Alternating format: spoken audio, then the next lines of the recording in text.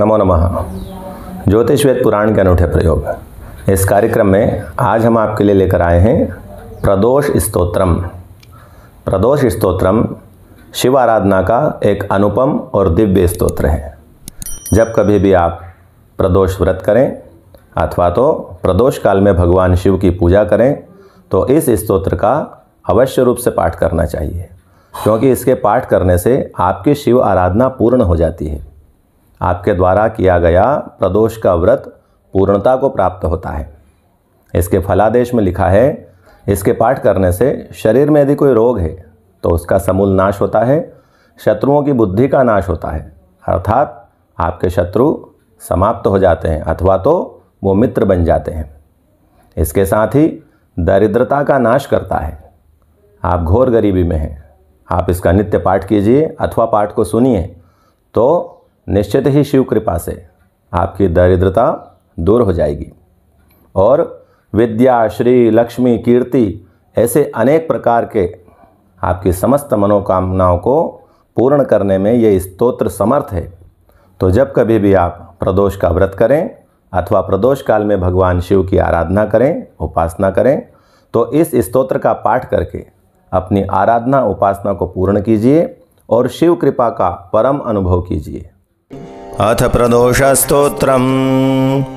जय देव जगन्नाथ, जय शंकर शाश्वत, जय सर्वसुराध्यक्ष, जय सर्वसुरार्चित, जय सर्वगुणातीत, जय सर्ववरप्रद, जय नित्य निराधार, जय विश्वंभराव्यय, जय विश्वेकवन्द्येश, जय नागेन्द्रभूषण, जय गौरीपते शंभो, जय चंद्रार्धशेखर, जय कोट्यर्कसंकाश, जयानंत गुणाश्रय, जय भद्रविरूपाक्ष, जयाचिन्त्य निरंजन, जयनाथ कृपा सिंधो, जय भक्तार्तिभंजन, जय दुस्तर संसार सागरोत्तारण प्रभो।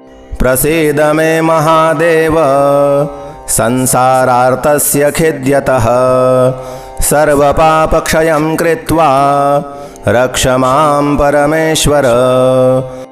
महादारिद्र्यमग्नस्य महापापहतस्य च, महाशोकनिविष्टस्य महारोगातुरस्य च, ऋणभारपरीतस्य दह्यमानस्य कर्मभिः, ग्रहैः प्रपीड्यमानस्य प्रसीद मम शंकर। दरिद्रः प्रार्थयेद्देवं प्रदोषे गिरिजापतिम्, अर्थाढ्यो वाथ राजा वा प्रार्थयेद्देवमीश्वरम्। दीर्घमायुः सदारोग्यं कोशवृद्धिर्बलोन्नतिः, ममास्तु नित्यमानन्दः प्रसादात् तव शंकर। शत्रवः संक्षयं यान्तु, प्रसीदन्तु मम प्रजाः, नश्यन्तु दस्यवो राष्ट्र, जनाः सन्तु निरापदः। दुर्भिक्षमारिसन्तापः शमं यान्तु महीतले, सर्वसस्य समृद्धिश्च भूयात् सुखमया दिशः।